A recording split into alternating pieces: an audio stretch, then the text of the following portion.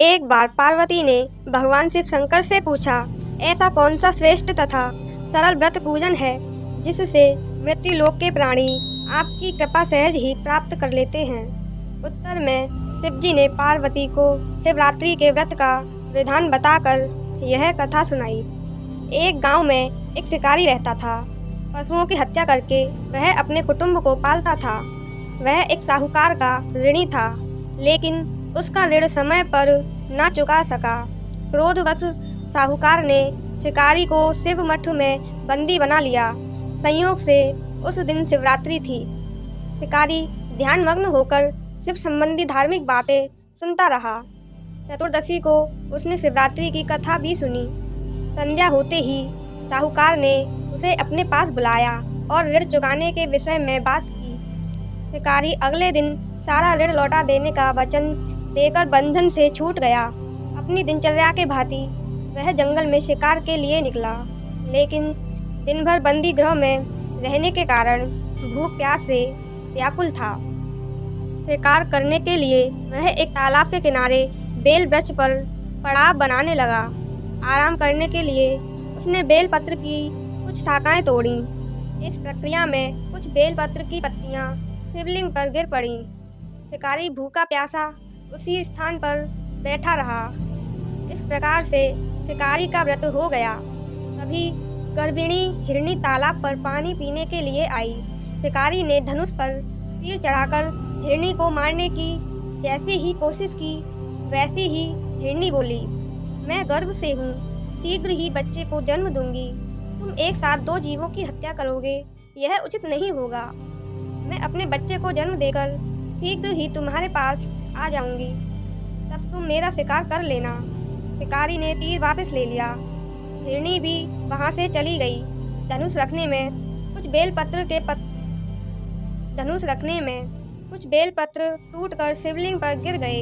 इस प्रकार उससे अनजाने में ही प्रथम प्रहर की पूजा पूर्ण हो गई। कुछ देर बाद एक और हिरनी उधर से निकली। पास आने पर शिकारी ने तुरंत ही धनुष पर तीर चढ़ाकर निशान लगा दिया, लेकिन तभी हिरनी ने शिकारी से निवेदन किया कि मैं थोड़ी देर पहले ऋतु से निवृत्त हुई हूँ, कामातुर गृहिणी हूँ, अपने प्रिय को खोज रही हूँ।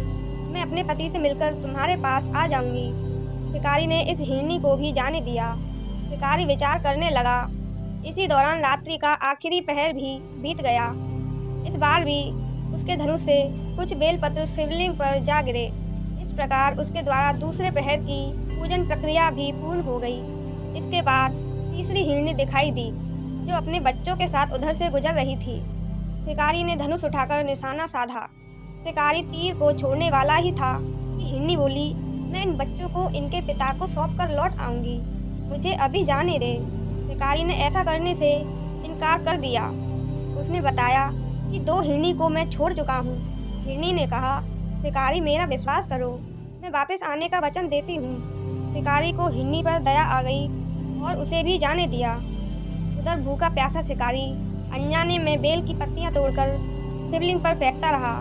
सुबह की पहली किरण निकली तो उसे एक मृग दिखाई दिया। शिकारी ने सोच लिया कि इसका शिकार वह अवश्य करेगा।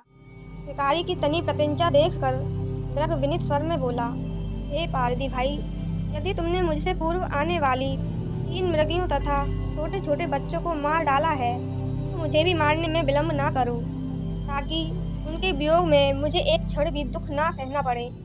मैं उन मृगियों का पति हूँ। यदि तुमने उन्हें जीवन दान दिया है, तो मुझे भी कुछ क्षण जीवन दान देने की कृपा करो। मैं उनसे मिलकर तुम्हारे सामने उपस्थित हो जाऊंगा। मृग की बात सुनते ही शिकारी के सामने पूरी रात का घटना चक्र घूम गया। उसने सारी कथा मृग को सुना दी। तब मृग ने कहा, मेरी तीनों पत्नियां जिस प्रकार प्रतिज्ञाबद्ध होकर गई हैं, मेरी मृत्यु से अपने धर्म का पालन नहीं कर पाएंगी। अतः जैसे तुमने उन्हें विश्वास पात्र मानकर छोड़ा है, वैसे ही मुझे भी जाने दो। मैं उन सबके साथ तुम्हारे सामने शीघ्र ही उपस्थित होता हूँ। उपवास, रात्रि जागरण तथा शिवलिंग पर बेलपत्र चढ़ाने से शिकारी का हिंसक हृदय निर्मल हो गया। उसमें भगवत शक्ति का वास हो गया।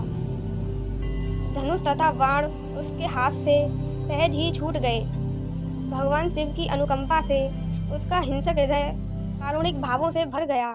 वह अपने अतीत के कर्मों को याद करके पश्चाताप की ज्वाला में जलने लगा। थोड़ी ही देर बाद मृग सब परिवार शिकारी के समक्ष उपस्थित हो गया ताकि वह उनका शिकार कर सके, किंतु जंगली पशुओं की ऐसी सत्यता, सात्विकता एवं सामूहिक प्रेम भावना देखकर शिकारी को बड़ी ग्लानि हुई। उसके नेत्रों से आंसुओं की छड़ी लग गई। उस मृग परिवार को न मारकर शिकारी ने अपने कठोर हृदय को जीव हिंसा से हटाकर सदा के लिए कोमल एवं दयालु बना लिया। देवलोक से समस्त देव समाज भी इस घटना को देख रहा था। घटना की परिणति होते ही देवी देवताओं ने पुष्प वर्षा की। तब शिकारी तथा मृग परिवार मोक्ष को प्राप्त हुए।